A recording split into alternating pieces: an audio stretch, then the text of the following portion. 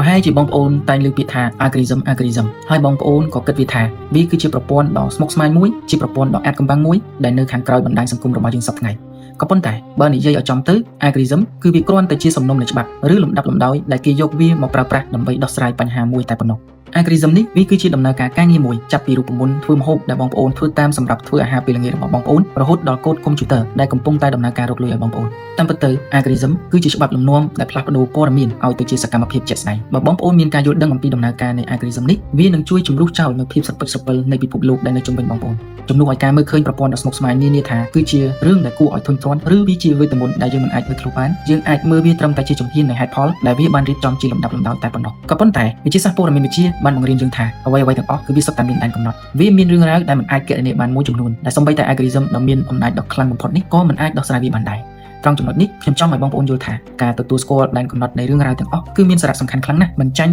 យើងយល់ដឹងអំពីដំណើរការងារទាំងស្រុងនៃរឿងទាំងអស់នោះឡើយវាជួយឲ្យការរំពឹងទុករបស់យើងស្ថិតនៅក្នុងតថភាពជាក់ស្ដែងនិងធ្វើឲ្យយុទ្ធសាស្ត្ររបស់យើងកាន់តែមានគ្រឹះរឹងមាំនៅពេលដែលបងប្អូនចាត់ទុកបញ្ហាប្រឈមនានាគឺជាឧបសគ្គដែលយើងអាចដោះស្រាយបានតាមរយៈការប្រើប្រាស់សំណុំនៃច្បាប់ត្រឹមត្រូវទាំងនោះបងប្អូននឹងមានអារម្មណ៍ថាខ្លួនឯងគឺជាម្ចាស់ការលើការងារទាំងអស់នោះបងប្អូននឹងចាប់ផ្ដើមស្វែងរកហេតុផលនៅក្នុងភាពស្មុគស្មាញទាំងនោះហើយផ្លាស់ប្ដូរស្ថានភាពដែលធ្វើឲ្យខួរក្បាលរបស់បងប្អូនមានការហត់នឿយឲ្យវាទៅជាព័ត៌មានសម្រាប់ប្រើប្រាស់ដ៏មានតម្លៃនិងមានប្រយោជន៍ពិតប្រាកដដែលបងប្អូនអាចយកមកចាត់ចែងធ្វើការជាមួយវាបានយ៉ាងងាយស្រួល